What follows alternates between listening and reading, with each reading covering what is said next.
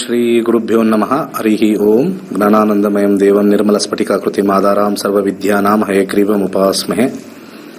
ಓಂ ನಮೋ ಭಗವತೆ ವಾಸುದೇವಾಯ. ಓಂ ನಮೋ ನಾರಾಯಣಾಯ. ಎಲ್ಲರಿಗೂ ಸ್ವಾಗತ ನಮ್ಮ ನಕ್ಷತ್ರನಾಡಿ ಕಾರ್ಯಕ್ರಮಕ್ಕೆ. ಮಾರ್ಚ್ 25ನೇ ತಾರೀಕು ನಮ್ಮ ಆಂಗ್ಲ ಭಾಷೆಯಲ್ಲಿ ಇಂಗ್ಲಿಷಲ್ಲಿ ನಕ್ಷತ್ರನಾಡಿ ಕ್ಲಾಸಸ್ ಇರ್ತಕ್ಕಂಥದ್ದು. ಆಸಕ್ತಿ ಇರತಕ್ಕಂಥವ್ರು ಸೇರ್ಬೋದು. ಏಪ್ರಿಲ್ 22ನೇ ತಾರೀಕು ನಮ್ಮ ಕನ್ನಡದಲ್ಲಿರ್ತಕ್ಕಂಥದ್ದು 101ನೇ ಬ್ಯಾಚ್ ಮಾಡ್ತಾ ಇದ್ದೀವಿ. ಮತ್ತೊಂದು ವಿಚಾರ ಏನು ಅಂತಂದ್ರೆ, ಜ್ಯೋತಿಷ್ಯದಲ್ಲಿ ಒಂದು ಬಹಳ ಪ್ರಮುಖವಾಗಿರ್ತಕ್ಕಂಥದ್ದು ಇಂಪಾರ್ಟೆಂಟು ಪಬ್ಲಿಕ್ಗೆ ಗೊತ್ತಿಲ್ಲ. ಪಬ್ಲಿಕ್ಗೆ ಇದ್ರ ಬಗ್ಗೆ ಅರಿವಿಲ್ಲ. ಪಬ್ಲಿಕ್ ಇದ್ರ ಬಗ್ಗೆ ಅರಿವಿಲ್ಲ ಅಂತಂದ್ರೆ ಏನರ್ಥ ಅಂತಂದ್ರೆ, ಸಾಮಾನ್ಯವಾಗಿ ಎಲ್ಲರೂ ಕೂಡ ಈ ಕುಂಡಲಿ ಇಟ್ಟುಕೊಂಡು 2ನೇ ಮನೇಲಿ ಅವನಿದ್ದಾನೆ, 4ನೇ ಮನೇಲಿ ಇವನಿದ್ದಾನೆ, ಇನ್ನು ಮದುವೆ ವಿಚಾರಕ್ಕೆ ಬಂದ್ರೆ 7ನೇ ಮನೇಲಿ ಶನಿ ಇದ್ದಾನೆ, ಏನಾಗತ್ತೆ? 7ನೇ ಮನೇಲಿ ಮಂಗಳ ಇದ್ದಾನೆ, ಏನಾಗತ್ತೆ? ಈ ವಿಚಾರಕ್ಕೆ ನಾನು ಒಂದು ವರ್ಡ್ನ ಯೂಸ್ ಮಾಡ್ತೀನಿ, ಕಾಂಪೌಂಡರ್ ಅಂತ. ಜ್ಯೋತಿಷ್ಯ ಶಾಸ್ತ್ರದಲ್ಲಿ ಬಹಳ ಪ್ರಮುಖವಾಗಿರ್ತಕ್ಕಂಥದ್ದು ಏನು ಅಂತಂದ್ರೆ, ದಶಾಭುಕ್ತಿಗಳು ಮಾತ್ರನೇ. ಒಬ್ಬ ವ್ಯಕ್ತಿ ಒಂದು ರಾಜಕೀಯದಲ್ಲಿ ಎಕ್ಸಾಂಪಲ್ ತಗೊಳ್ಳಿ, ಅವನು ಒಂದ್ಸತಿ CM ಆಗಿದ್ದಾನೆ ಅಂತಂದ್ರೆ ಸಾಮಾನ್ಯವಾಗಿ ಏನ್ ಮಾಡ್ತಾರೆ ಎಲ್ಲ ಕಡೆ, ಈ ಶಾಸ್ತ್ರದಲ್ಲಿ 10ನೇ ಮನೇಲಿ ಸೂರ್ಯ ಇದಾನ, ಕೇಳಿಸ್ಕೊಂಡಿರ್ತೀರಿ ನೀವೆಲ್ಲ, 10ನೇ ಮನೇಲಿ ಸೂರ್ಯ ಇದಾನ, ಓ ಇವನು ಮಿನಿಸ್ಟರ್ ಆಗ್ತಾನೆ. ಅನೇಕ ಟಿವಿ ಮಾಧ್ಯಮದಲ್ಲಿ ಯಾರು ಗೆಲ್ತಾರೆ, ಯಾರಾಗ್ತಾರೆ PM, ಯಾರಾಗ್ತಾರೆ CM ಅಂತ ನೋಡಿದಾಗ ಅವ್ರ ಜಾತಕದ ವಿಶ್ಲೇಷಣೆ ಮಾಡ್ತಾರೆ, ದಶಾಭುಕ್ತಿ ನೋಡಲ್ಲ. ಜಾತಕ ಕುಂಡಲಿ ಹಾಕ್ಬಿಟ್ಟು 10ನೇ ಮನೆಯಲ್ಲಿ ಇವರಿಗೆ ಪರಾಕ್ರಮವಾಗಿರ್ತಕ್ಕಂಥ ಮಂಗಳ ರಾಹು ಇದ್ದಾನೆ, ಪರಾಕ್ರಮವಾಗಿರ್ತಕ್ಕಂಥ ಶನಿ ಮಂಗಳರ ಜೊತೆ ಇದ್ದಾರೆ, 10ನೇ ಮನೇಲಿ ಕೇಂದ್ರದಲ್ಲಿ ಇದ್ದಾರೆ, ಅದಿದ್ದಾರೆ ಎಲ್ಲ ಆಗ್ತಾರೆ. ಅದು ಯೋಗನ ತೋರಿಸುತ್ತೆ, ಅಂದ್ರೆ ಯೋಗ್ಯತೆ ತೋರಿಸುತ್ತೆ. ಸಾರಿ, ಅದು ಯೋಗ್ಯತೆ. ಕುಂಡಲಿಯಲ್ಲಿ ಅವರಿಗೆ ರಾಜಕೀಯದಲ್ಲಿ ಉನ್ನತವಾಗಿರ್ತಕ್ಕಂಥ ಸ್ಥಾನ ಪಡೆಯಕ್ಕೆ ಒಂದು ಯೋಗ್ಯತೆ. 7ನೇ ಮನೇಲಿ ಅವನಿದ್ದಾನೆ, 8ನೇ ಮನೇಲಿ ಇದ್ದಾನೆ, 10ನೇ ಮನೇಲಿ ಇದ್ದಾನೆ, ಲಗ್ನದಲ್ಲಿದ್ದಾನೆ. ಇದನ್ನೇ ತುಂಬಾ ಜನ ಪರಾಶರದವರು ತಿಳ್ಕೊಂಡು ಅದ್ರ ಮೇಲೇನೆ ಹೇಳ್ಬಿಡ್ತಾರೆ, ರಾಜಕೀಯಕ್ಕೆ ಗುರು ಇರಬೇಕು, ಗುರು 10ನೇ ಮನೇಲಿ ಇರಬೇಕು, ಜಡ್ಜ್ ಆಗಬೇಕು ಅಂದ್ರೆ 10ನೇ ಮನೇಲಿ ಶನಿ ಇರಬೇಕು.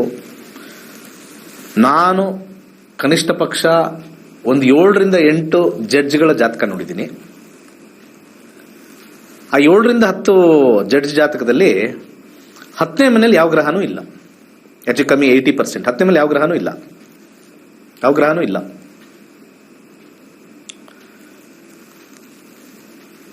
ಕೆಲವೊಂದರಲ್ಲಿ ಕೇತು ಕೂತಿದ್ದಾನೆ 10ನೇ ಮನೇಲಿ. ಕೆಲವೊಂದು ಜಾತಕದಲ್ಲಿ ನನ್ನ ಒಂದು ಅನಾಲಿಸಿಸ್ ಬರೆದಿಟ್ಕೊಂಡ್ರೆ 10ನೇ ಮನೇಲಿ ಚಂದ್ರ ಕೂತಿದ್ದಾನೆ. ಯಾವಾಗಲೂ ಕೂಡ ಒಂದು ಬ್ರೈನ್ ವಾಶ್ ಆಗ್ಬಿಟ್ಟಿರ್ತೀವಿ ನಾವು ಜ್ಯೋತಿಷ್ಯದಲ್ಲಿ, ಒಂದು ಬ್ರೈನ್ ವಾಶ್ ಅಂತ ನಾವು ಕರಿತೀವಿ. ಓ ಗುರು ಒಳ್ಳೆಯವನು, ಅದಕ್ಕೆ ಗುರುಬಲ ನೋಡ್ತೀರಿ ಮದುವೆಗೆ, ಅದು ರಾಂಗ್. ಶನಿ ಕೆಟ್ಟವನು, ನಮಗೆ ಏನೋ ಸಾಡೆ ಸಾತಿ ಬಂದ್ಬಿಡುತ್ತೆ ಅಂತ. ಈ ಕಡೆ ಹೋದ್ರೆ ಜಡ್ ಜಾಗಕ್ಕೆ ಮತ್ತಿದಾಗಕ್ಕೆ ಶನಿ 10ನೇ ಮನೇಲಿ ಇರಬೇಕು, ಕರ್ಮಕಾರಕ ಹಂಗೆ ಹೇಳ್ತಾರೆ. ರಾಹು 10ನೇ ಮನೇಲಿದ್ರೆ ಕಳ್ಳ ಆಗ್ಬಿಡ್ತಾನೆ. ಕೇತು 10ನೇ ಮನೇಲಿದ್ರೆ ಯಾರಿಗೇನು ಮಾಡಲ್ಲ, ಸೋಂಬೇರಿತನದಿಂದ ಇದ್ದು ಬಿಡ್ತಾನೆ. ಜಡ್ಜ್ಗಳ ಜಾತಕದಲ್ಲಿ ನಾನು ನೋಡಿರ್ತಕ್ಕಂಥ 8-9ರಲ್ಲಿ 2 ಜಾತಕದಲ್ಲಿ 10ನೇ ಮನೇಲಿ ಕೇತು ಇದೆ. ಆ ಕೇತು ಅನ್ನೋದು 10ನೇ ಮನೇಲಿ ಕೂತಿದೆ. ಅವರ ಅನೇಕ ಬೇರೆ ಬೇರೆ ದಶೆಗಳು ಬಂದಾಗ, ಕೇತುವಿನ ನಕ್ಷತ್ರದಲ್ಲಿ ಆ ಗ್ರಹ ಇದ್ದಾಗ ಅವ್ರಿಗೆಲ್ಲ ಒಳ್ಳೆ ಒಳ್ಳೆ ಪೊಸಿಷನ್. ಅದು ಬೇಸಿಕ್ ಒಂದು ಡಿಸ್ಟ್ರಿಕ್ಟ್ ಇಂದ ಮತ್ತೆ ಸೆಷನ್ಸ್ ಇಂದ ನೆಕ್ಸ್ಟ್ ಹೈಕೋರ್ಟ್ ಇಂದ ಸುಪ್ರೀಂ ಕೋರ್ಟ್, ಈ ರೀತಿ ತಗೊಂಡೋಗಿದೆ. ದಶೆಗಳು ಅವರಿಗೆ ಇಂಪ್ರೂವ್ಮೆಂಟ್ ಆಗ್ತಾ ಇದ್ದಂಗೆ 10ನೇ ಮನೇಲಿರ್ತಕ್ಕಂಥ ಕೇತು ಒಬ್ಬನ್ನ ಹೈಯೆಸ್ಟ್ ಪೊಸಿಷನ್ ತಗೊಂಡೋಗಿದೆ. ಇಲ್ಲಿ ಶನಿ ಇಲ್ಲ, ಗುರು ಇಲ್ಲ, ಮಂಗಳ ಇಲ್ಲ. ಒಬ್ಬ ಉನ್ನತ ಪೊಸಿಷನ್ಗೆ ಹೋಗ್ಬೇಕು ಅಂತಂದ್ರೆ 9ಕ್ಕೆ 9 ಯಾರಾದ್ರೂ ಒಬ್ರು 10ನೇ ಮನೇಲಿ ಇದ್ರೆ ಸಾಕು. ಅರ್ಥ ಮಾಡ್ಕೊಳ್ಳಿ, ಇದು ಸೀಕ್ರೆಟ್. ಯಾರಾದ್ರೂ ಒಬ್ರು 10ನೇ ಮನೇಲಿ ಇದ್ರೆ ಸಾಕು, ಇದು ಫಸ್ಟ್ ಸೀಕ್ರೆಟ್. ಇನ್ನೂ ಒಂದು ಒಳ್ಳೆ ಪೊಸಿಷನ್ಗೆ ಹೋಗ್ತಾನೆ ಒಬ್ಬ ಮನುಷ್ಯ ಅಂತಂದ್ರೆ 2ನೇ ಲೆವೆಲ್ ಒಂದು ಬರುತ್ತೆ. ಯಾವ್ದಾದ್ರು ಒಂದು ಗ್ರಹ 4ನೇ ಮನೇಲಿ ಇದ್ರೆ ಸಾಕು, ಫೇಮಸ್ ಆಗ್ತಾರೆ. ಇನ್ನೊಂದು ಮೂರನೇ ಕ್ಯಾಟಗರಿ ಇದೆ. ಈ ಫಸ್ಟ್, ಸೆಕೆಂಡ್, ಥರ್ಡ್ ಕ್ಯಾಟಗರಿ, ಈ 3 ಕ್ಯಾಟಗರಿಲಿ ಕುತ್ಕೊಂಡ್ರೆ ಅವ್ರು ಇವತ್ತಲ್ಲ ನಾಳೆ ಆ ದಶಾ ಟೈಮಿಗೆ ಬರಬೇಕು. ಅದನ್ನು ಹೇಳ್ತಾ ಇದ್ವಿ. ಇಲ್ಲಿ ನಾವು ಯೋಗ್ಯತೆನ ಹೇಳ್ತಾ ಇದೀವಿ, ಯೋಗನ ಹೇಳ್ತಾ ಇಲ್ಲ. ಸೊ 10ನೇ ಮನೇಲಿ ಒಂದು ಗ್ರಹ ಕುತ್ಕೋಬೇಕು, ಲಗ್ನದಲ್ಲ. ಲಗ್ನದಲ್ಲಿ ಕುತ್ಕೊಂಡ್ಬಿಟ್ರೆ ಹಂಗೆ ಹಿಂಗೆ ಅಂತ ಆರೋಗ್ಯ ಚೆನ್ನಾಗಿರುತ್ತೆ ಅಷ್ಟೇ.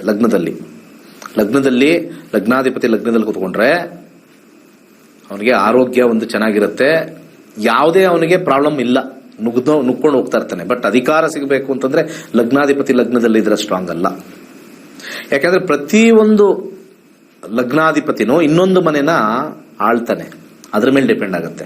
ಅರ್ಥ ಆಯ್ತಲ್ಲ? ಸೂರ್ಯ ಮತ್ತೆ ಚಂದ್ರರ ಲಗ್ನ ಬಿಟ್ರೆ ಈ ಸಂದರ್ಭದಲ್ಲಿ 10ನೇ ಮನೆಯಲ್ಲಿ ನಿಮ್ಮ ಜಾತಕದಲ್ಲಿ ಒಂದಾರು ಕುತ್ಕೋಬೇಕು, ಡಿಗ್ರಿ ವೈಸ್ ಕುತ್ಕೊಂಡಿರ್ಬೇಕು. ನೋಡಕ್ 10ನೇ ಮನೇಲಿರುತ್ತೆ, ಡಿಗ್ರಿ ವೈಸ್ 9ನೇ ಮನೆಗೆ ಬಂದ್ಬಿಟ್ರೆ ಅದೇ ಮನೇಲೆ. ಅದೇ ನಮ್ಮ ನಕ್ಷತ್ರದಲ್ಲಿರತಕ್ಕಂಥ ಸೀಕ್ರೆಟ್. ಯಾವುದೋ ಒಂದು ಜಾತಕ ಮನೆ ಬಂದಿತ್ತು, 4 ಗ್ರಹ 10ನೇ ಮನೆ ಕೂತಿದೆ, ಒಳ್ಳೊಳ್ಳೆ ಶುಭ ಗ್ರಹಗಳು ಎಲ್ಲ, ನೋಡಿದವ್ರದೆಲ್ಲ ಸೂಪರ್ ಅಂತ ಹೇಳಿದ್ದಾರೆ. ನಾನ್ ನೋಡಿದ ತಕ್ಷಣ ಅದು ಬರ್ತಾ ಇರ್ತಕ್ಕಂಥ ದಶಗಳು ನೋಡಿದಾಗ ಎಲ್ಲ 9ನೇ ಮನೆ ಬಂದು ಕೂತಿದೆ. 4 ಶಿಫ್ಟ್ ಆಗ್ಬಿಟ್ಟಿದೆ ಹಿಂದ್ಗಡೆ 9ನೇ ಮನೆಗೆ. ಏನ್ ಮಾಡಿದ್ರು 9ನೇ ಮನೆ ಟ್ರಾವೆಲಿಂಗ್ ಸಿಗ್ತದೆ, ಹೊರದೇಶಕ್ಕೆ ಹೋಗ್ಬೋದು, ಅಲ್ಲಿ ನಾರ್ಮಲ್ ಕೆಲಸ ಮಾಡ್ಬೋದು. ಅದು ಬಿಟ್ರೆ ಬೇರೆ ಏನೂ ಇಲ್ಲ, ಅಧಿಕಾರ ಇಲ್ಲ. ಯಾರೋ ಹೇಳಿದ್ರು 10ನೇ ಮನೆಯಲ್ಲಿ ಗುರು ಇದ್ದಾನೆ, ಚಂದ್ರ ಇದ್ದಾನೆ, ಶುಕ್ರ ಇದ್ದಾನೆ, ಮತ್ತೆ ಯಾವ್ದೋ ಮಂಗಳ ಇದ್ದಾನೆ, ಇವ್ರು 4 ಜನ ಸೇರಿ ಇವನು ಬಹಳ ಹೈಯೆಸ್ಟ್ ಪೊಸಿಷನ್ಗೆ ಹೋಗ್ತಾನೆ ಅಂತ ಹೇಳಿದ್ರು. 48 ವರ್ಷ ಆಯ್ತು. ಜಾತಕ ಬಂದು ನೋಡಿದ ತಕ್ಷಣ, ಏನ್ರಿ ನೀವು ಎಲ್ಲಾ ದಶದಲ್ಲೂ ನೋಡ್ರೆ 16 ವರ್ಷ ಗುರುನಲ್ಲಿ, ಮತ್ತೆ ಅದಾದ್ಮೇಲೆ ಶನಿ ದಶದಲ್ಲಿ 19 ವರ್ಷ, ಆಮೇಲೆ ಈಗ ನಡೀತಾ ಇರ್ತಕ್ಕಂಥ ಬುಧ ದಶದಲ್ಲಿ ಇಲ್ಲಿ ಬರೀ ಓಡಾಟನೇ ಆಗೋಯ್ತು. ಒಂದ್ ಕಡೆ ಇರ್ಲೇ ಇಲ್ವಲ್ಲ ಜಾತಕ ಹಂಗೆ ಹೇಳ್ತಾ ಇದೆ. ನೀವೇ ಸರ್ ಫಸ್ಟ್ ಇದು ಹೇಳಿದ್ದು. ಇನ್ನು ನೋಡಿದವರೆಲ್ಲ 10ನೇ ಮೇಲೆ 4 ಇದೆ, ನೀನು ಕುತ್ಕೊಂಡು ತಿಂತೀಯಾ, ಮಲ್ಕೊಂಡು ತಿಂತೀಯಾ, ಓಡಾಡ್ಕೊಂಡು ತಿಂತೀಯಾ? ಇಂಥ ಸುಳ್ಳು ಜ್ಯೋತಿಷ್ಯನೇ ಮಾರ್ಕೆಟ್ ಅಲ್ಲಿ ಇರೋದು. ನೀವು ಒಬ್ಬರೇ ಸರ್ ಹೇಳಿದ್ದು. ನಾನು ಯಾವಾಗ ಡಿಗ್ರಿ ಮುಗಿಸ್ದೆ ಆಲ್ ಓವರ್ ಇಂಡಿಯಾ ಸುತ್ತಾಡಿದ್ದೀನಿ, ಟ್ರಾನ್ಸ್ಫರ್ ಮೇಲೆ ಟ್ರಾನ್ಸ್ಫರ್ ಓಡಾಡ್ತಾ ಇದ್ದೀನಿ, ಈ ಊರು ಆ ಊರು. ಸರ್ ನೀವು ಯಾವ ಊರು ಹೇಳಿ ಸರ್, ಎಲ್ಲ ಅದ್ರ ನೀರು ಕುಡಿದೀನಿ ಸರ್ ಅಂದ. ಕರೆಕ್ಟ್ ಅನ್ನಿಸ್ತು. ಅಧಿಕಾರ ಅಷ್ಟೇನು ಬರಲಿಲ್ಲ ಸರ್. ಒಂದೇ ಪೊಸಿಷನ್ ಅಲ್ಲಿ ಒಂದು 10 ವರ್ಷ ಇದ್ದೆ, ಒಂದು ಎಕ್ಸಿಕ್ಯೂಟಿವ್ ಆಗಿದ್ದೆ ಯಾವುದೋ ಒಂದು ಇದರಲ್ಲಿ, ಬ್ಯಾಂಕಿಂಗ್ ಅಲ್ಲಿ ಅಂತಂದ್ರು. ಆ ಬ್ಯಾಂಕ್ ಬರೀ ಟ್ರಾನ್ಸ್ಫರ್ಸ್, ಅಲ್ಲಿ ನಾರ್ತಲ್ಲಿ ಟ್ರಾನ್ಸ್ಫರ್, ಇಲ್ಲಿ ಟ್ರಾನ್ಸ್ಫರ್, ಅಲ್ಲಿ ಟ್ರಾನ್ಸ್ಫರ್. ಒಂದು ಎಕ್ಸಾಂಪಲ್ ಹೇಳ್ತಾ ಇದ್ದೀನಿ ನಿಮಗೆ, ನೋಡ್ತಕ್ಕಂಥ ವಿಧಾನ. ಮೊದಲನೇದು 10ನೇ ಮೇಲೆ ಕೂತಿದೆ ಅಂತ ಹೇಳಿ 4 ಗ್ರಹ ಸೂಪರ್ ಅಂತ ಹೇಳಿದ್ರು. ಅವ್ರು ಸೂಪರ್ ಅಂತ ಸರ್. ಇದುವರೆಗೂ ಒಂದು 5-6 ಜನ 10 ಜನದ ಹತ್ರ ಜ್ಯೋತಿಷ್ ಹತ್ರ ಹೋಗಿದ್ದೀನಿ, 10ನೇ ಮೇಲೆ ಹೋಗಿದ್ದೀರಾ, ನೀವು ಹೆಡ್ ಆಗ್ತೀರಾ, ಹಂಗೆ ನಾನೇ ಹೇಳಿದ್ದವ್ರಿಗೆ ಈ ತರ ನಾನು ಬ್ಯಾಂಕಲ್ಲಿ ಇದ್ದೀನಿ ಅಂದಾಗ, ನೀವು ಬ್ಯಾಂಕ್ ಹೆಡ್ ಆಗ್ಬಿಡ್ತೀರಾ, ಒಂದೇ ಕಡೆ ಕುತ್ಕೊಂಡು ಇದು ಮಾಡ್ತೀರಾ, ಹಂಗೆ ಅಂತ. ಇದುವರೆಗೂ 15 ವರ್ಷ ಆಯ್ತು ಸರ್, ಒಂದೇ ಪೊಸಿಷನ್ ಅಲ್ಲಿ ಇದ್ದೀನಿ, ಬರೀ ಅಡ್ಡಾಡಿದ್ದೀನಿ ಹೊರತು ಬೇರೆ ಬೇರೆ ಊರಲ್ಲಿ ಕಲ್ಚರ್ ನೋಡಿದ್ದೀನಿ, ಬೇರೆ ಬೇರೆ ಊರ್ ನೀರು ಕುಡಿದಿದ್ದೀನಿ, ಬೇರೆ ಬೇರೆ ಭಾಷೆಗಳು ಕಲ್ತಿದ್ದೀನಿ, ಬೇರೆ ಬೇರೆ ಊಟ ಮಾಡಿದ್ದೀನಿ. ಅಷ್ಟೇ ಬಿಟ್ರೆ ಯಾವುದು ಒಂದೊಂದು ವರ್ಷಕ್ಕೆ 2 ವರ್ಷಕ್ಕೆ ಒಂದೊಂದ್ ಕಡೆ 9 ಅವನಿಗೆ ಹಂಗೆ ಕೊಟ್ಟಿದೆ. 10ನೇ ಮೇಲೆ 4 ಗ್ರಹಗಳು ಕೂತಿದೆ. ಈಗ ಬಂದಿರೋ ವಿಚಾರ ಏನು ಅಂತಂದ್ರೆ, ಸರ್ ನಾನು ಸಾಯೋವರೆಗೂ ಏನಾದ್ರು ಒಂದು ಒಳ್ಳೆ ಪೊಸಿಷನ್ ಬರ್ತದಾ? 4 ಗ್ರಹ 10ನೇ ಮನೇಲಿ ಇದ್ಕೊಂಡು 48-49ನೇ ವಯಸ್ಸಲ್ಲಿ ನನ್ನ ಹತ್ರ ಬಂದು ಸಾಯೋದೊಳಗಡೆ ಒಂದು ಒಳ್ಳೆ ಪೊಸಿಷನ್ ನೋಡ್ತೀನಾ ಅಂತ ಕೇಳಿದ್ರು. ಅದೆಲ್ಲ ನಿಮ್ಮ ದಶಾ ಮೇಲೆ ಡಿಪೆಂಡ್ ಆಗುತ್ತೆ. ಇನ್ನೂ ಬುಧ ದೇಶ ಇನ್ನೂ ಒಂದು 7 ವರ್ಷ 8 ವರ್ಷ ಇದೆ, ಅದು ಮುಗಿಸೋ ಅಷ್ಟಕ್ಕೆ ನಿಮಗೆ ಲಾಸ್ಟ್ ಅಲ್ಲಿ 4 ವರ್ಷ. ಕೇತು ಏನಾದ್ರೂ ನಿಮ್ಮಲ್ಲಿ 10ನೇ ಮನೆನೋ 4ನೇ ಮನೆನೋ 7ನೇ ಮನೆ ಸಿಕ್ಕಿದ್ರೆ ಒಂದು ಲಾಸ್ಟ್ ಅಲ್ಲಿ ನಿಮಗೆ ಒಳ್ಳೆ ಪೊಸಿಷನ್ ಕೊಟ್ಟು ಕಳಿಸ್ತಾನೆ. ಅದನ್ನು ವೀಕ್ ಇದೆ, ಅದ್ರ ಮೇಲೆ ಎಕ್ಸ್ಪೆಕ್ಟ್ ಮಾಡಬೇಡಿ.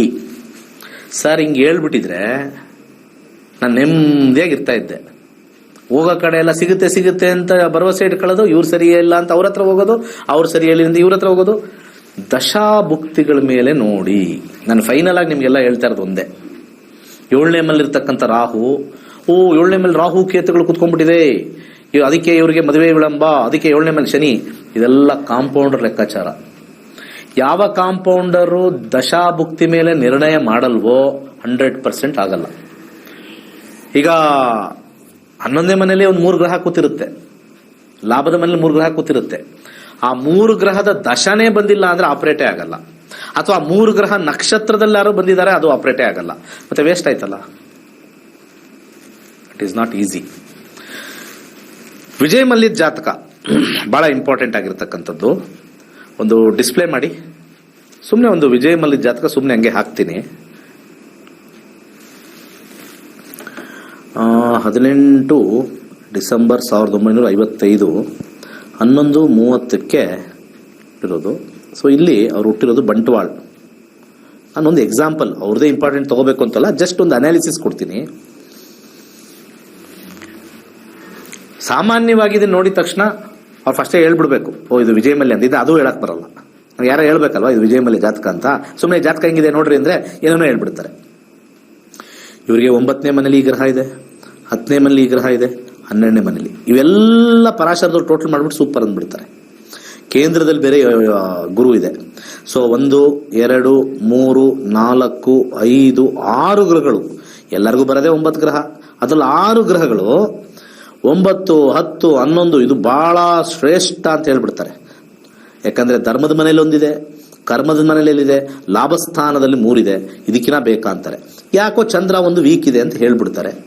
ಇನ್ನ ಕೇಂದ್ರದಲ್ಲಿ ಇರ್ತಕ್ಕಂಥದ್ದು ಒಂದು ಗುರುನು ಸೂಪರ್ ಆಗಿದೆ. ಇನ್ನ 7ನೇ ಮನೇಲಿ ಗುರು ಬೇರೆ ಕೂತಿದ್ದಾನೆ, ಇಲ್ಲಿ ಕೇತು ಕೂತಿದ್ದಾನೆ, ಪರವಾಗಿಲ್ಲ ಅಷ್ಟೇ. ಇಲ್ಲೇನೋ ತಾಯಿಗೆ ಎಫೆಕ್ಟು ಇಂಥವೇ ಹೇಳೋದು, 4ನೇ ಮನೇಲಿ ಕೇತು ಇದ್ರೆ ತಾಯಿಗೆ ಎಫೆಕ್ಟು ಅಂತ. ಅದಲ್ಲ. Let us go to the dasha. ನೋಡಿ, 2062ರಿಂದ 2069ವರೆಗೂ ಇಲ್ಲಿ ಮಂಗಳ ನಡೀತು. ಮಂಗಳ ಏನೇನು ತೋರಿಸ್ತಾನೆ ಅದು ನಡೆದಿರುತ್ತೆ. 2069ರಿಂದ 87ವರೆಗೂ ಅವ್ರ ತಂದೆಯ ಅಧೀನದಲ್ಲಿದ್ದರು. ಅವ್ರ ತಂದೆ ಒಂದು ಬಿಸ್ನೆಸ್ ಮಾಡ್ತಾ ಇದ್ರು, ಅದನ್ನ ನೋಡ್ಕೋ ಅಂತ ಕೊಟ್ಟಿದ್ರು. ಪೂರ್ತಿ ಅಧಿಕಾರ ಇರಲಿಲ್ಲ, ಅದು ವೀಕ್ ಇತ್ತು. ರಾಹು, ಈಗ ನಾವು ಎಕ್ಸಾಂಪಲ್ ಅದನ್ನ ಬಿಸ್ನೆಸ್ ಅಲ್ಲಿ ಹೋಗಿ ತೋರಿಸ್ತೀನಿ. ರಾಹುನ ಏನ್ ತೋರಿಸುತ್ತೆ ಅಂತ. ಎಲ್ಲಿದೆ? ಇಲ್ಲಿ. ಅದು ರಾಹು. ರಾಹು ಸಾಮಾನ್ಯವಾಗಿ ಮೀಡಿಯಂ ಇತ್ತು, ಸಕ್ಸಸ್ ಮೀಡಿಯಂ ಇತ್ತು. ಯಾಕಂದ್ರೆ ಯಾವ್ಯಾವ ಮನೆ ತೋರಿಸ್ತೋ ಅದ್ರ ಮೇಲೆ ನಾವು ಡಿಪೆಂಡ್ ಆಗಬೇಕು. ಇಲ್ಲಿ ಜಸ್ಟ್ ಒಂದು ಮಂಗಳ 8ನೇ ಮನೆ ತೋರಿಸಿದೆ, 8ನೇ ಮನೆ ವೀಕು. ಈ ಒಂದು ಕ್ಷೇತ್ರದಲ್ಲಿ ರಾಹು ಓಕೆ, ಅರ್ಥ ಆಯ್ತಾ?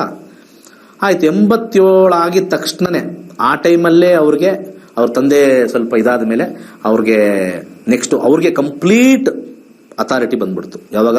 87ರಿಂದ 2003ವರೆಗೂ. ಕಾಣಿಸ್ತಾ ಇದೆ ಅನ್ಸುತ್ತೆ ನಿಮಗೆ. 1987ರಿಂದ 2003ವರೆಗೂ ಗುರುದಶ ನಡೀತು. ಸೊ ಬಿಸ್ನೆಸ್ ಅಲ್ಲಿ ಗುರುದಶ ಹೆಂಗಿದೆ? ದಶ ಟು ದಶ ನೋಡ್ಬೇಕು. ಕುಂಡಲಿಯಲ್ಲಿ 9 ಗ್ರಹ ಇದೆ, 6 ಗ್ರಹ ಇದೆ, ಅದನ್ನ ನೋಡ್ಕೊಂಡಲ್ಲ ಮೆಚ್ಕೊಳ್ಳೋದು. ಯಾವಾಗ ಮೇಲೆತ್ತಾನೆ ಭಗವಂತ, ಯಾವಾಗ ಕೆಳಗಿಳಿಸ್ತಾನೆ, ಆ ಜಾತಕಗಳನ್ನ ನಿಮಗೆ ನೋಡ್ಕೊಳ್ಳಕ್ಕೆ ನಾವೊಂದು ಕ್ಲಾಸಸ್ ಮಾಡ್ತೀವಿ. ಜೀವನದಲ್ಲಿ ಇದು ನೋಡ್ಕೊಳ್ಳಿ, ಇದೇನು ಕಷ್ಟ ಇಲ್ಲ, ನನಗೆ ಕನ್ನಡ ಬರಲ್ಲ, ನನಗೆ ಇಂಗ್ಲಿಷ್ ಬರಲ್ಲ, ನನಗೆ ಲೆಕ್ಕಾಚಾರ ಬರಲ್ಲ ಅಂತ ಸುಮ್ಮನೆ ಕೂತ್ಕೊಂಡಿರೋರ್ಗಲ್ಲ. ಇದು ಬಹಳ ಸುಲಭ. ಮತ್ತೆ ಇದ್ರಲ್ಲಿ ನಾವೆಲ್ಲ ಎಕ್ಸಾಂಪಲ್ ಇಲ್ಲೇ ಹಾಕ್ಬಿಟ್ಟಿರ್ತೀನಿ. ರಾಹು ಮುಗಿದ ಮೇಲೆ ಗುರುದಶ ಬಂತು. ಗುರುದಶ ಬಂದಾಗ ಬಿಸ್ನೆಸ್ ಅಲ್ಲಿ ಹೈ ಸಕ್ಸಸ್ ಇನ್ ಬಿಸ್ನೆಸ್ ಅಂತ ಬಂತು. ಅದರಲ್ಲಿ ಯಥೇಚ್ಛವಾಗಿರ್ತಕ್ಕಂಥ ಕಾಂಬಿನೇಷನ್ ಬಂತು, ಸರ್ಕಲ್ ಮೆಥಡ್ ಬಂತು, very high income and high success ಅಂತ ಇಲ್ಲಿ ಬಂತು. 2003ರಲ್ಲಿ 2003 ಆಗಿದ ತಕ್ಷಣನೇ ಅವರಿಗೆ ಒಂದು ದಶಾ ಚೇಂಜ್ ಆಯಿತು.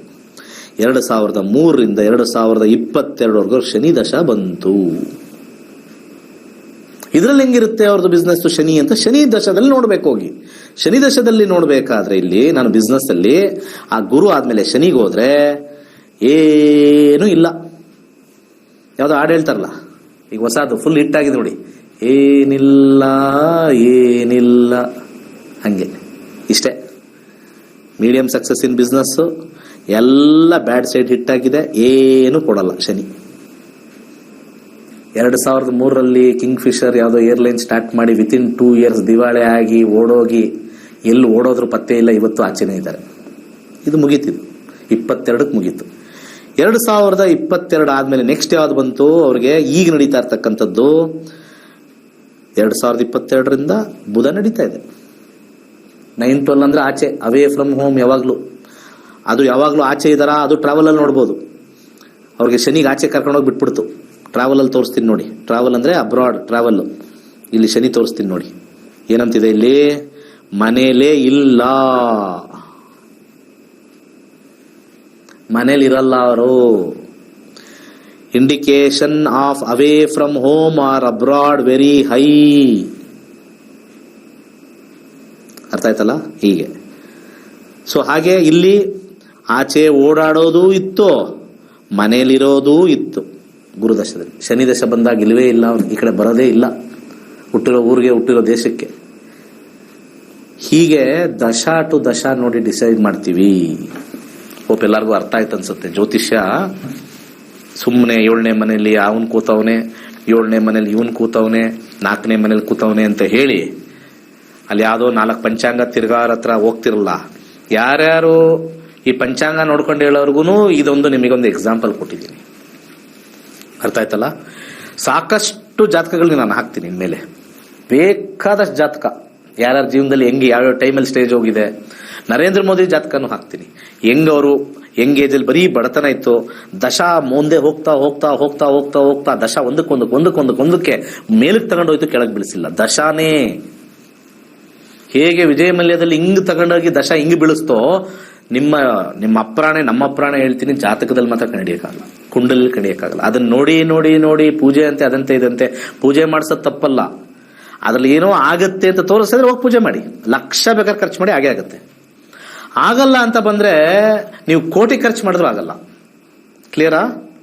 ಅದ್ರಲ್ಲಿ ಇದೇ ಕಾಂಬಿನೇಷನ್. ನೆಕ್ಸ್ಟ್ ದಶ ಸೂಪರ್ ಆಗಿದೆ, ಆ ದಶದಲ್ಲಿ ಇರ್ತಕ್ಕಂಥ ನಕ್ಷತ್ರಕ್ಕೆ ಅದಕ್ಕೆಲ್ಲ ನಾವು ಹೋಗಿ ಪೂಜೆ ಮಾಡಿಸಿದ್ರೆ ಇನ್ನು ಜಾಸ್ತಿನೇ ಕೊಡ್ಬೋದು. ಯಾಕಂದ್ರೆ ಭಗವಂತನ ಇಚ್ಛೆ.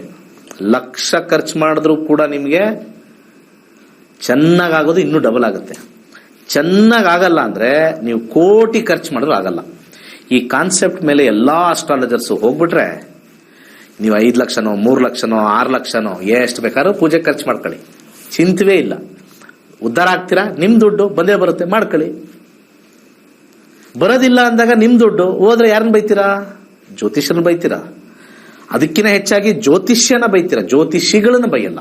ಅದೇ ಇವತ್ತು ಮಿಸ್ಟೇಕ್. ಎಲ್ಲರೂ ಹೋಗ್ಬಿಟ್ಟು ನೀವು ಜ್ಯೋತಿಷ್ಯರನ್ನ ನಂಬ್ತೀರಾ ಅಂದ್ರೆ ಸ್ವಲ್ಪ ಅದ್ಯಾಕೋ ಕನ್ಫ್ಯೂಷನ್ ಸ್ಟೇಟ್ಮೆಂಟ್ ನೀವು ಹೇಳಿದ್ದು. ಜ್ಯೋತಿಷ್ಯಾನ ನಂಬ್ತ್ಯಾ? ನಂಬಲ್ಲ. ನಾವೆಲ್ಲ ಹಿಂದೂಗಳು ಯಾವಾಗ ಒಟ್ಟಾಗೋದು ಇದ್ರ ಬಗ್ಗೆ? ಯಾವಾಗ? ವೆನ್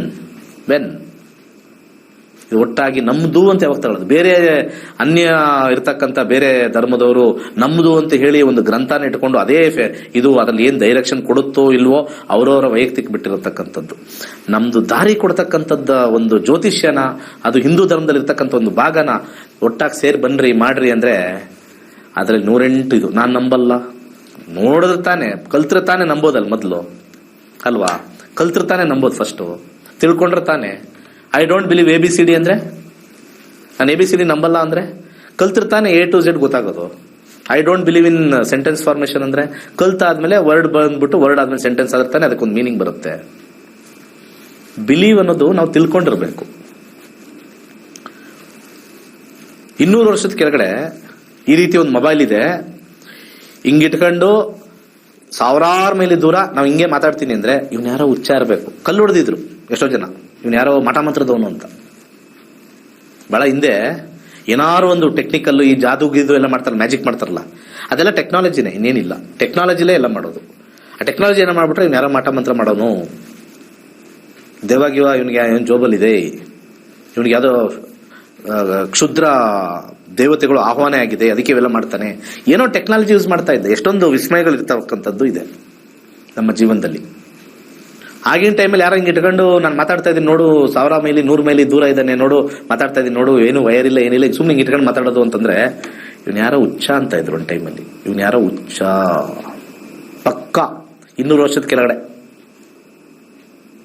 ಯಾವಾಗ ಎಲ್ಲರೂ ಕೂಡ ಇದನ್ನ ತಗೊಂಡು ಇವತ್ತು ಇದನ್ನ ತಗೊಂಡು 2020 ಅಂತ ಹೊಡೆದು, ಹಲೋ ಅಕ್ಕ ಹೆಂಗಿದ್ಯಾ, ಮಂಜಣ್ಣ ಹೆಂಗಿದ್ಯಾ, ಇವಾಗ ನಂಬ್ತಾ ಇದಾರೆ. ಮೊಬೈಲ್ ಅನ್ನೋದು ಒಂದು ಟೆಕ್ನಾಲಜಿ, ಮೊಬೈಲ್ ಅನ್ನೋದು ಇದೆ, it is a technology, I have used it. ಕರೆಕ್ಟಾ? ಸೊ ಜ್ಯೋತಿಷ್ಯನ ನೀವು ನಂಬಬೇಕು ಅಂತಂದ್ರೆ unless you learn, you don't talk about it. ಯಾವ ಅರ್ಹತೆನೂ ಯಾರಿಗೂ ಇಲ್ಲ ಜ್ಯೋತಿಷ್ಯ ಸುಳ್ಳು ಅಂತ ಹೇಳಕ್ಕೆ. ಮೊಬೈಲ್ನ ನೀವು ಅದರೊಳಗಡೆ ಹೆಂಗ್ ನಡೀತೆ ಏನ್ ನಡೀತೆ ನೀವು ಅನುಭವ ಪಟ್ಟಿದ್ದೀರಾ. ಇದೊಂದು ಹಿಂಗ್ ನಂಬರ್ 10 ನಂಬರ್ ಡಿಜಿಟ್ ಹೊಡೆದ್ರೆ ಅದು ಕೋಡ್ ಟ್ರಾನ್ಸ್ಫರ್ ಆಗಿ ಅದು BTS ಟವರ್ಗೆ ಹೋಗಿ, BTS ಇಂದ MCS ಹೋಗಿ, MCS ಇಂದ ಅದು ಸರ್ವರ್ಗೆ ಹೋಗಿ, ಸರ್ವರ್ ಇಂದ ಮತ್ತೆ ಆ BTS ಹೋಗಿ, ಆ BTS ಇಂದ ನಿಮ್ಮ ಟವರ್ಗೆ ಬಂದು, ನಿಮ್ಮ ಟವರ್ ಇಂದ ನಿಮ್ಮ ಮೊಬೈಲ್ ರಿಸೆಪ್ಷನ್ ಮಾಡಿ ಅದು ಸೌಂಡ್ ಬರುತ್ತಲ್ಲ, ಈ ಒಂದು ಟೆಕ್ನಾಲಜಿ ಆ ಸಿಮ್ಗೆ ಕನೆಕ್ಟ್ ಆಗಿರ್ತಕ್ಕಂಥ ಒಂದು ನಿಮ್ಮ IMEI ನಂಬರ್ಗೆ ಕನೆಕ್ಟ್ ಆಗಿರ್ತಕ್ಕಂಥ ಒಂದು ಟೆಕ್ನಾಲಜಿ ಒಳಗಡೆ ಇದೆ. ಅದು ಎಷ್ಟೊಂದು ಜನಕ್ಕೆ ಗೊತ್ತಿರಲ್ಲ. ಆದ್ರೆ ಹಿಂಗ್ ವರ್ಕ್ ಆಗುತ್ತೆ ಅನ್ನೋ ಒಂದು ಥೀಮ್ ಗೊತ್ತಲ್ಲ, ನಂಬ್ತೀರಾ. ಹಾಗೆ ಜ್ಯೋತಿಷದಲ್ಲಿ ಹಿಂಗ್ ಒಂದು ಥೀಮ್ ವರ್ಕ್ ಆಗುತ್ತೆ ಅಂದ್ರೆ ನಂಬ್ತೀರಾ. ಇಂಥ ಟೈಮಲ್ಲಿ ಬ್ಯಾಡ್ ಟೈಮ್, ಇಂಥ ಟೈಮಲ್ಲಿ ಗುಡ್ ಟೈಮ್ ಅಂತ ತಿಳ್ಕೊಂಡಾಗ ಮಾತ್ರ ಜ್ಯೋತಿಷ್ಯನ ನೀವು ನಂಬಕ್ ಸಾಧ್ಯ. ನೀವು ತಿಳ್ಕೊಳ್ದಲೆ ನಾನು ಓದೇ ಇಲ್ಲ, ನಾವು ಮಾಡದೇ ಇಲ್ಲ ಅಂದ್ರೆ ನಾನು ನಿಮ್ಗೊಂದು ವರ್ಡ್ ಯೂಸ್ ಮಾಡ್ಬೇಕಾಗತ್ತೆ. ಗೊತ್ತಿಲ್ಲದೆ ಇರೋ ವಿಚಾರನ ನಾವು ಗೊತ್ತಿರೋ ತರ ಅಥವಾ ಗೊತ್ತಿಲ್ಲದೆ ಇರೋ ವಿಚಾರನ ನಾನು ನಂಬಲ್ಲ ಅಂತಕ್ಕಂಥದ್ದು ನಾವು ಕರ್ಮಕ್ಕೆ ಪಾತ್ರರಾಗ್ತೀವಿ. ಕರೆಕ್ಟಾ? ನಮ್ಮ ಕರ್ಮಕ್ಕೆ, ಕೆಟ್ಟ ಕರ್ಮಕ್ಕೆ ಪಾತ್ರ ಆಗ್ತೀವಿ. ನಿನಗೆ ದೇವರು ಅಲ್ಲಿ ಕೂತ್ಕೊಂಡು ಹೇಳ್ತೀನಿ, ನಿನಗೆ ಏನು ಗೊತ್ತು ಅದ್ರ ಬಗ್ಗೆ? ನನಗೆ ಗೊತ್ತು, ನಾನು ಕೊಟ್ಟಿದ್ದೀನಿ ಋಷಿಮುನಿಗಳಿಗೆ ಎಷ್ಟೋ ಜನಕ್ಕೆ ಹಂಚಿದ್ದಾರೆ. ಅಲ್ಲಲ್ಲಿರ್ತಕ್ಕಂಥವ್ರು ಏನೋ ಒಂದು ಅವ್ರ ಹೊಟ್ಟೆ ಪಾಡ್ಗೋ ಅಥವಾ ದುಡ್ಡು ಹೊಡಿಯೋಕ್ಕೋ ಮೋಸ ಮಾಡೋಕ್ಕೋ ಮಾಡ್ಕೊಂಡಿದ್ದಾರೆ. ನಾನು ಕೊಟ್ಟಿರೋ ಸಬ್ಜೆಕ್ಟ್ ಸತ್ಯ. ನನ್ನ ಸಬ್ಜೆಕ್ಟ್ ಮೇಲೆ ನೀನು ಹೇಳ್ತಾ ಇರ್ತಕ್ಕಂಥದ್ದು ನಿನಗೆ ಕೆಟ್ಟ ಕರ್ಮ ಬರುತ್ತೆ. ಸಬ್ಜೆಕ್ಟ್ ಹೇಳೋನ್ ಬಗ್ಗೆ ಹೋಗಿ ಹೇಳು. ಇಲ್ಲಿ ಪ್ರಾಬ್ಲಮ್ ಬಂದಿರೋದು ಇಂಡಿಯಾದಲ್ಲೆಲ್ಲ ಏನು ಅಂದ್ರೆ, ಐ ಡೋಂಟ್ ಬಿಲೀವ್ ಅಸ್ಟ್ರಾಲಜಿ ಅನ್ನೋದು ವರ್ಡ್ ಜಾಸ್ತಿ ಇದೆ, ಐ ಡೋಂಟ್ ಬಿಲೀವ್ ಅಸ್ಟ್ರಾಲಜರ್ಸ್ ಅನ್ನೋದು ಇಲ್ಲ. ನನ್ನ ಜ್ಯೋತಿಷ್ಯನ ನಂಬಲ್ಲ ಅನ್ನೋದು ವರ್ಡ್ ಜಾಸ್ತಿ ಇದೆ, ನನ್ನ ಜ್ಯೋತಿಷಿಗಳನ್ನ ನಂಬಲ್ಲ ಅನ್ನೋ ವರ್ಡ್ ಇಲ್ಲ. ನಾನು ಕ್ಲಿಯರ್ ಆಗಿ ಹೇಳ್ತಾ ಇದ್ದೀನಿ ವೀಕ್ಷಕರಿಗೆ, ಇದನ್ನ ಅರ್ಥ ಮಾಡ್ಕೊಂಡ್ರೆ ಕರೆಕ್ಟ್ ಆಗಿರೋರ ಹತ್ರ ಹೋಗಿ ನಿಮ್ಮ ಜೀವನನ ಕರೆಕ್ಟಾಗಿ ನೋಡ್ಕೊಳ್ತೀರಾ. ಇಲ್ಲ 7ನೇ ಮನೇಲಿ ಕುಜ ಇದ್ದಾನೆ, ಕುಂಭ ವಿವಾಹ, ಇನ್ನೊಂದು ಯಾವ್ದೋ ಕದಳಿ ವಿವಾಹ, ಆ ವಿವಾಹ ಆಗಂಗಿದ್ರೆ ಎಲ್ಲ ಮಾಡಿಸ್ರಿ. ವಿವಾಹ ಯೋಗವೇ ಇಲ್ಲ, ಏನ್ ಮಾಡಿಸಿ ಏನ್ ಪ್ರಯೋಜನ? ಸಾಕಷ್ಟು ಬರ್ತಾ ಇದಾವೆ, ಕಾಂಬಿನೇಷನ್ ತೋರಿಸ್ತಾ ಇದಾವೆ. 2ನೇ ಮನೆ, 7ನೇ ಮನೆ, 9ನೇ ಮನೆ, 11ನೇ ಮನೆ ಬರ್ತಾ ಇದೆ. ಸ್ವಲ್ಪ ಇವರೆಲ್ಲ ಏನೋ ಒಂದು ಡಿಸಿಷನ್ ಫ್ಯಾಕ್ಟರ್ ಇದೆ, ಎಲ್ಲಾ ವಿವಾಹಗಳು ಮಾಡಿಸಿ ಅವ್ರಿಗೆ. ಅಲ್ಲಿ 5ನೇ ಮನೆ, 6ನೇ ಮನೆ, 10ನೇ ಮನೆ, 1ನೇ ಮನೆ ಕೂತಿದೆ ಅವ್ರ ಜಾತಕದಲ್ಲಿ, ಮಗಳ ಜಾತಕದ ಅಥವಾ ಹುಡುಗನ ಜಾತಕದಲ್ಲೂ. ಇಲ್ಲಿ ಕುಂಭ ಮಾಡಿಸಿ, ಆ ಕಡೆ ಕದಳಿ ಮಾಡಿಸಿ, ಅಥವಾ ಮರು ಮಾಂಗಲ್ಯ ಅಂತ ಏನೇನೋ ಮಾಡ್ತಾರೆ, ಏನೇನೋ ಮಾಡಿಸಿ ವರ್ಕ್ ಆಗಲ್ಲ. If it is return in the books, put a effort. If it is not return in the books, effort will fail. 70% of the effort fail ಆಗಿರೋದ್ರಿಂದನೇ ಜ್ಯೋತಿಷ್ಯ ನಂಬ್ತಾ ಇಲ್ಲ.